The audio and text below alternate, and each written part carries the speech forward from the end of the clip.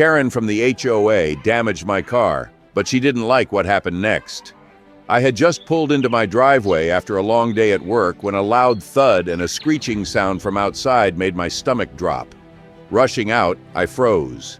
Karen from the HOA stood by my car, hands on her hips, looking completely unfazed. Meanwhile, my driver's side had a deep scratch, and my side mirror dangled by a few wires. "What the hell did you do to my car?" I demanded. Karen barely glanced at the damage. I warned you. You're not supposed to park here. I blinked. "Karen, this is my driveway," she scoffed. The HOA has made it clear cars in driveways clutter the neighborhood. I gave you plenty of notices. Notices? You mean the passive-aggressive notes on my windshield? That's not an official rule. Karen rolled her eyes.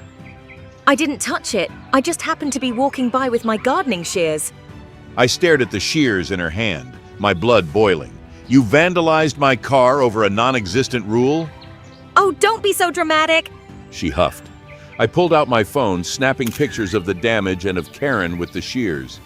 "You're paying for this," she laughed. Oh, please, the HOA will back me up. Ignoring her, I dialed the police. "You just committed property damage. That's a crime." Her smug expression faltered. You're seriously calling the cops over a little scratch? "A little scratch?" I gestured at my ruined mirror. Karen's face twisted into fake innocence. It was an accident. "You just said my car was in the way. Which is it?" Before she could answer, flashing red and blue lights reflected off the houses. A police cruiser pulled up and an officer stepped out. "What's going on here?" I pointed to my car. "She damaged my vehicle because she doesn't like that I park in my own driveway." The officer raised an eyebrow at Karen. "Is that true?" I told him it was an accident. Karen insisted. The officer eyed the shears in her hand. "Ma'am, do you always walk around with sharp tools near parked vehicles?" I was trimming my bushes. "There are no bushes next to his car." Karen's face paled. I told you it was an accident. The officer turned to me. "Do you have proof?" I held up my phone. "I took pictures of the damage and of her holding the shears next to my car." The officer nodded. "That's more than enough." He turned to Karen. "Ma'am, you're being cited for property damage. If he presses charges, this could become a criminal matter." Karen's eyes widened. This is ridiculous. He's ruining the neighborhood.